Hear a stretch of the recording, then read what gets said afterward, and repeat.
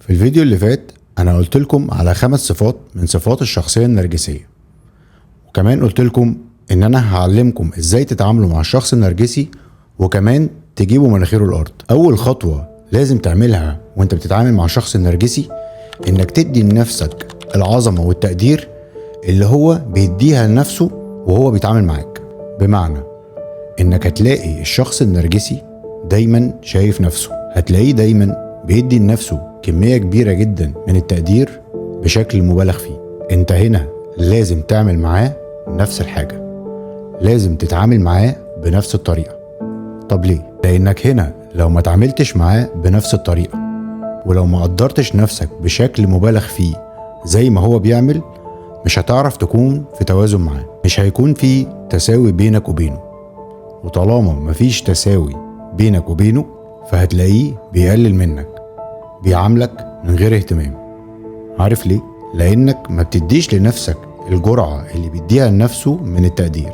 كل اللي انا عايزه منك انك لما تلاقيه بيدي لنفسه قيمة عالية جدا انت كمان بالغ، ودي اول حاجة هتخلي في توازن في التعامل ما بينكم. ولما هتحسسه بده فمش هيقدر ابدا يقلل منك تحت اي ظرف.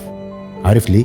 لانه هيحس انه زيك، زي ما بيركز على نفسه وزي ما بيهتم بنفسه انت كمان بتركز على نفسك وبتهتم بنفسك. الخطوة التانية، قلل من ثقته بنفسه. تاني خطوة لازم تعملها مع الشخص النرجسي هي انك تحاول دايما انك تقلل من ثقته بنفسه لما تلاقيه بيشوف نفسه عليك او يعاملك بطريقة مش كويسة. طب ازاي تهز ثقته بنفسه؟ حاجة بسيطة جدا، هي انك تنتقده. لازم تعرف ان اكتر حاجة بيكرهها الشخص النرجسي سواء راجل او ست هي النقد. اللي عايزه منك هنا انك تنتقد اي حاجة فيه، كلامه، افكاره، اي حاجة في شخصيته. وهنا هتلاقيه دخل في حالة كبيرة جدا من الغضب، حالة كبيرة جدا من الحزن. طب ليه؟ لان النرجسي ما يقدرش يستحمل النقد، لانه دايما شايف نفسه مثالي. الموضوع اشبه بانك عندك بالونة منفوخة على الاخر وانت بتحاول تفرقعها بسن دبوس، ودي اهم طريقة تقدر تستعملها مع الشخص النرجسي لما تلاقيه بيقلل منك. الحاجة التالتة، الكلام الواضح المباشر. تالت حاجة لازم تعملها مع الشخص النرجسي هو ان كلامك دايما يكون معاه واضح جدا ومباشر جدا. بمعنى انك لو عايز تطلب منه اي حاجة قولها على طول بشكل صريح وبدون اي تلميحات. اكبر غلط ممكن تقع فيه وناس كتير قوي بتقع فيه هو انك تستنى من الشخص النرجسي انه يعترف انه نرجسي. ناس كتير لما بتتعامل مع الشخص النرجسي وبتقع ضحيته بتبقى عندها امل انه يفهم من نفسه انه اساء اليك، او انه يفهم من نفسه انه لازم يغير اسلوبه معاك. اوعى تستنى منه ده. لما تلاقي الشخص النرجسي بيعاملك بشكل مش كويس لازم تقوله ده وتفهمه انك مش قابل الطريقة دي ابدا، وانه لازم يتغير معاك والا هتختفي من حياته. علشان كده لازم يكون كلامك معاه واضح وصريح جدا، وتهدده بشكل مباشر انك مش هتكمل معاه وهتسيبه وتبعد لو استمر انه يعاملك بطريقة مش كويسة او يقلل منك. علشان كده اوعى تستعمل معاه التلميحات. الشخصية النرجسية ما بينفعش معاها ابدا تلميحات. الشخص النرجسي ما ينفعش ابدا انك تسمح له انه يتعدى حدوده معاك، لانك لو سمحت له بده هيتمادى فيها.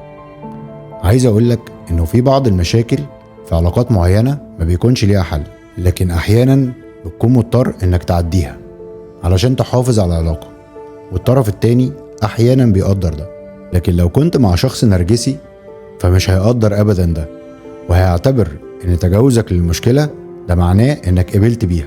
واخر واهم حاجة عايز اقولها لك في التعامل مع الشخص النرجسي انك قدامك اختيارين ملهمش تالت. الاختيار الاول هو انك لو عايز انك تحافظ على الشخص النرجسي ده في حياتك لازم تشفق عليه. بمعنى انك تحط في ذهنك انك بتتعامل مع شخص مش طبيعي، شخص عنده مشكلة انك بتاخده على قد عقله وانه صعبان عليك، وده هيحميك من انك تتأثر بأفعاله وتفضل تعاني طول الوقت. اما الاختيار التاني هو انك تستعمل الشفقة دي مع نفسك، انك تشفق على نفسك انك مش هتقدر تتعامل مع الشخص ده مرة تانية وتفوق لنفسك، وده هيساعدك انك تفك تعلقك بيه وهيساعدك انك تبعد عنه وتبدأ بقى تلتفت لنفسك وتفوق لحياتك وما تضيعش وقتك اكتر من كده. في الجزئية دي انا اديتك انسب طريقة للتعامل مع الشخص النرجسي، وفي الاخر انا اديتك اختيارين، وفي النهاية الاختيار ليك. حياة سوية مع اسلام انور، والسلام عليكم.